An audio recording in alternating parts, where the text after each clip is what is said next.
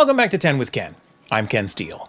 Last time, we started our annual review of the PR headaches afflicting North American colleges and universities with a look at cultural insensitivity and its consequences. But the two biggest migraines of 2016, which went on throughout the year and beyond, resulted from the confrontation of opposing champions for privacy and for transparency, for academic freedom and for human rights. And of course, the stories captivated public and media attention because they were entangled with sexual scandal and concepts of gender. This week, 2016 Headaches Part 2, Pronouns and Poets. Take a few more aspirins, and let's take 10.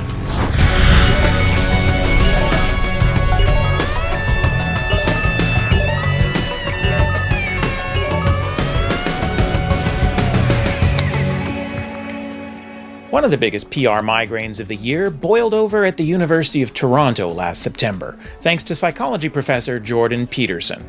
All Peterson had to do to ignite a firestorm was to state publicly, repeatedly, and uncategorically that should a gender non-binary student ask him to use non-standard pronouns, such as ze or zer, or even singular they, that he would refuse. Well, what if someone wants to be called something different than what everyone else wants to be called? Not my problem. It's not a mark of respect for me to use your damn pronoun.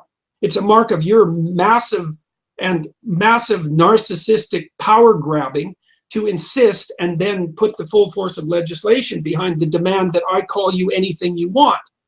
It's almost impossible to enumerate the number of ways that's wrong.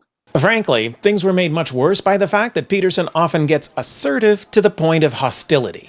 That's an insane proposition. And we have to be able to say what we have to say badly, or we won't be able to think at all. He also quickly escalates to conspiracy theories and the specter of totalitarianism.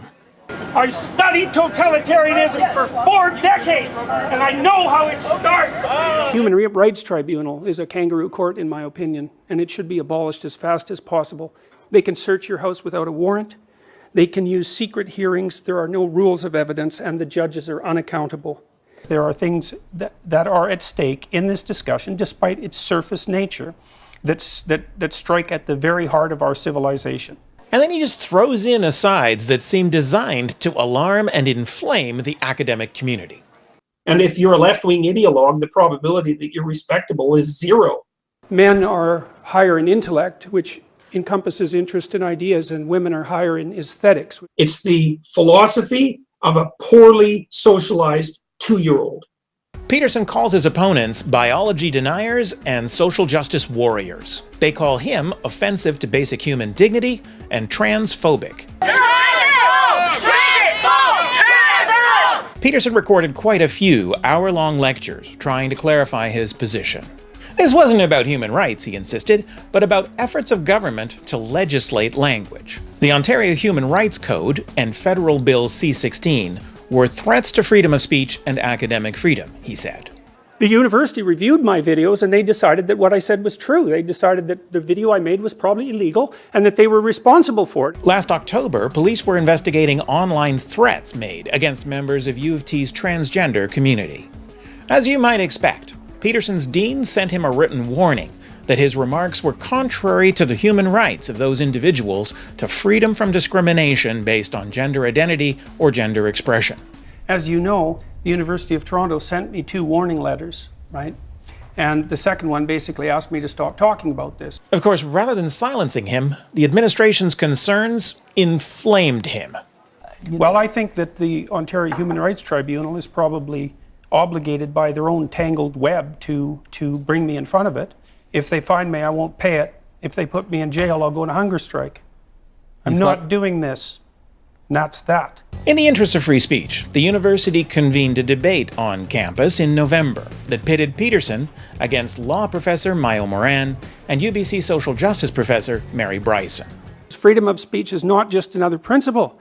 It's the mechanism by which we keep our psyches and our societies organized. There's nothing in Bill C-16 that comes close to criminalizing the misuse of pronouns. Nothing. Not hate speech, not hate crime. Surely, the deliberate production of ignorance concerning a precarious minority group constitutes evidence of the most unethical abnegation of the responsibility of academics to contribute to human well-being, collective intelligence, flourishing, and the survival of planetary life. There were heated rallies on campus, both for and against Peterson's position.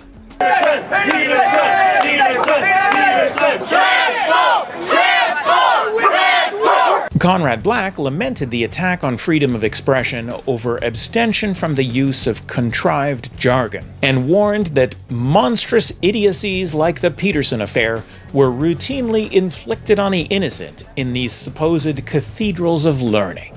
OISE professor Lee Ayrton launched a campaign called No Big Deal, encouraging the public to use a word like they instead of he or she, and promoting badges to be worn as a silent show of support for non-binary people. Unlike most academics, Peterson seems to be a relentlessly public intellectual. His YouTube channel has almost 200 lectures and more than 6 million views. I mean, I just sat in my bloody office at home and threw up a couple of amateurish videos, more or less attempting to articulate my feelings about a couple of policies, and it's like all hell broke loose. We've been trying to keep count. There's been 140 print articles published about this in the last 2 months, and then dozens and dozens of YouTube videos and television interviews and radio interviews and demonstrations. Millions of people have been tuning into this online. This controversy has given Peterson an international stage from which he has delivered hundreds of media interviews, and he shows no sign of slowing down. The university seems to realize that if it attempts to further silence Peterson, it will only gain him notoriety and followers. The pronoun flap at U of T has certainly been a public affairs headache, but without a doubt, last year's heavyweight champion headache was the Galloway Affair at UBC. It started in November 2015, when the university temporarily suspended the head of its creative writing department, best-selling novelist Steven Galloway. The official announcement of serious allegations made thinly veiled references to campus safety and advised counseling. All parties tried to maintain at least the semblance of confidentiality for months, but there were media exposés and the rumor mill generated tales of bullying, sexual harassment, threats, and more. You're not able to say whether this involves sexual matters or whether it involves abuse or bullying or plagiarism or anything else. Correct. We talked only about that allegations have come forward, and we want to make sure that it's not predetermined in any way by our framing it, and so it is wide open right now. UBC appointed a retired BC Supreme Court justice to lead an impartial investigation. After 5 months, her report dismissed all but one of the less serious charges against Galloway. Nonetheless, he was terminated for what she called a record of misconduct that resulted in an irreparable breach of trust. Halfway through 2016, the PR headache for UBC was just beginning. Donors like Hollywood producer Hart Hanson, creator of the TV series Bones, went public with their concerns. "Something stinks in the way this is being handled," he told reporters. He insisted he was not taking sides, but was withholding a major donation out of concern for transparency. Award-winning novelist Madeline Thine wrote UBC insisting that her name be removed from all web pages and alumni publications out of concern for the handling of the Galloway Affair. The university has taken a tragedy, she said, and turned it into an ugly, blame-filled, toxic mess, destroying lives in the process. In a national media interview, 2 witnesses said they were shocked that their anonymity had not been protected, and disgusted by what was left out of the final report. By November, more than 60 well-known Canadian authors, including Margaret Atwood and Michael Ondaatje, had signed an open letter to UBC demanding an inquiry into Galloway's dismissal. They created a website, ubcaccountable.com, to collect news stories and statements of support. The ongoing witch hunt prompted Globe and Mail columnist Margaret Wente to ask, why don't they just burn the poor guy at the stake and get it over with?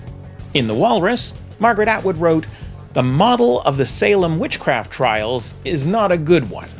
Of course, plenty of voices attacked them for apparently condoning rape culture or silencing victims. These are real problems, to be sure, but there doesn't seem to have been any sexual assault in this case. More than a dozen signatories of the UBC Accountable Letter eventually removed their names in response to pressure. Writers on both sides were worried about their reputations and careers. After a full year, details finally started to emerge in the media.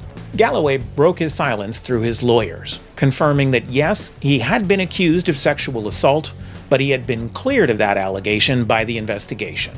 The one substantiated allegation was that he had had a 2-year affair with a middle-aged student. It was a violation of UBC policy, but not a crime. The Galloway case put a spotlight on one of the most inflammatory campus controversies of our day: how colleges and universities handle accusations of sexual assault and harassment, how they manage confidentiality, and whether or not they involve police or the courts. Ultimately, both sides of this case were outraged that the process had been flawed and the outcome unfair. And of course, like most PR migraines, the resolution isn't quick or clear. The UBC Faculty Association has filed a grievance which is expected to go into labor arbitration shortly.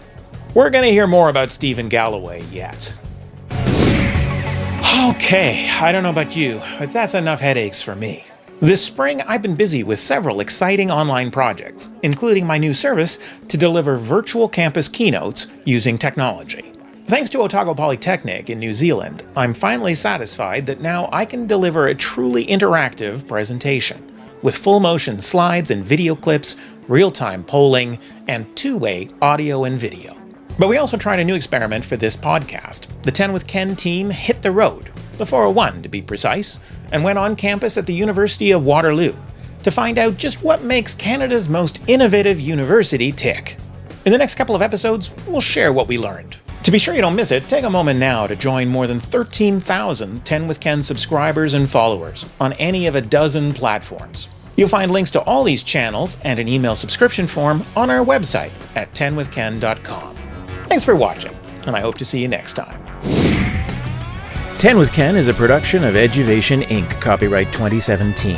I'm available for conference keynotes, campus PD events, board retreats, and committee workshops, in person or now virtually too. For more information, please visit www.eduvation.guru or 10withken.com.